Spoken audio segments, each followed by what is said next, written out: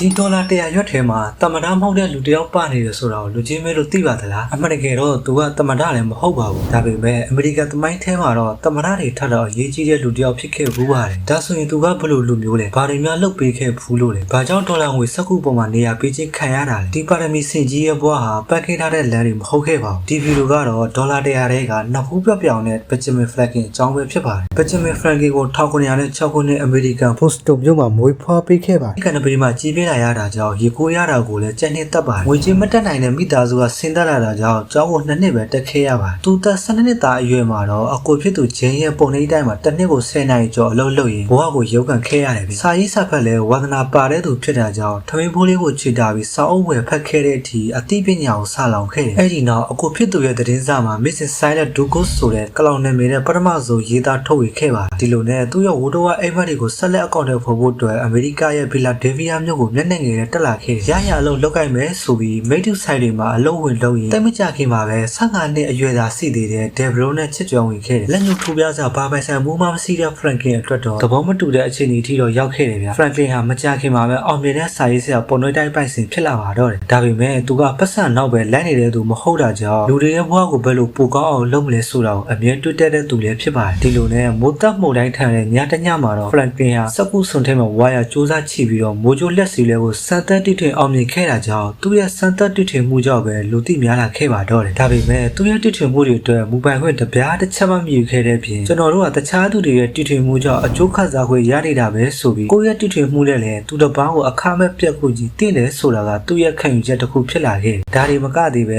Joy or Die ဆိုတဲ့ငွေအပိုင်ပိုင်ပြက်နေတဲ့ကာတွန်းပုံကိုရေးဆွဲခဲ့ပြီးအတိတ်ဘယ်ကတော့ငွေရဲ့ခဏကိုကပြက်မဆက်ဘူးဆိုရင်သေမှာဖြစ်တယ်လို့ကိုလိုနီနိုင်ငံတွေလည်းမစည်းလုံးဘူးဆိုရင်ကြဆုံမှုနဲ့ရင်ဆိုင်ရမှာဖြစ်တာကြောင့်စီလိုဖို့အတွက်လှုပ်ဆောင်မှုပေးခဲ့ခြင်းလည်းဖြစ်ပါတယ်အဲ့ဒီနောက် Franklin ဟာနိုင်ငံရေးလောကထဲအထိပါပါဝင်ခြေဆန့်နိုင်ခဲ့ပြီးအမေရိကန်ရဲ့လွတ်လပ်ရေးအတွက်အင်္ဂလန်ကိုတော်လှန်ဖို့ပြင်သစ်ရဲ့အကူအညီရအောင်စီယုံပေးခဲ့သူသာဒီလိုမလုပ်ခဲ့ရင်အမေရိကန်နိုင်ငံကမ္ဘာမြေပေါ်မှာစီလာမှာမဟုတ်ပါဘူးတက်14နှစ်အရွယ်မှာတော့ Franklin ဟာအဆုတ်တွင်ပြည်တဲ့ယောဂကြောင့်မထင်မှတ်ပဲဆုံးပါသွားခဲ့ရပါတော့တယ် Franklin ဟာအမေရိကန်ရဲ့အခြေခံဥပဒေလွတ်လပ်ရေးကြီးရာစာတမ်းတစ်ခုစလုံးကိုလက်မှတ်ထိုးခဲ့ပေးတဲ့သူဖြစ်တာကြောင့်သူ့နိုင်ငံသားတွေဒေါ်လာ100တန်ကိုမြေတဲ့အခါတိုင်းငွေကြေးတန်ဖိုးထက်ပိုတဲ့အရာကိုတတိယစေချင်တဲ့ရည်ရွယ်ချက်နဲ့သာထားခြင်းဖြစ်ပါတယ်ဒါပေမဲ့အမေရိကန်နိုင်ငံကိုတည်ထောင်ပေးခဲ့တဲ့ဖခင်ကြီးဆိုလည်းမမှားဘူးပါဗျာ Franklin လိုကြောက်ထက်ခဲ့ရပေမဲ့ကိုပညာသင်ယူခဲ့တဲ့ဆိုရင်ကိုတက်တခြားသူတွေကိုဦးစားပေးတဲ့စိတ်ထားနဲ့စီးလုံးညီညွတ်မှုကိုတန်ဖိုးထားတဲ့စိတ်ဓာတ်တွေပဲဖြစ်ပါတယ် Benjamin Franklin ပြောခဲ့သလိုပါဗျာသင်ဟာတည်သွားပြီးတဲ့နောက်မှာတော့လူတွေကိုတတိယနေစီချင်းဖယားကျုံတဲ့စာတွေကိုရေးပါဒါမှမဟုတ်ရေးရကျုံတဲ့အလုပ်တွေကိုလုပ်ပါ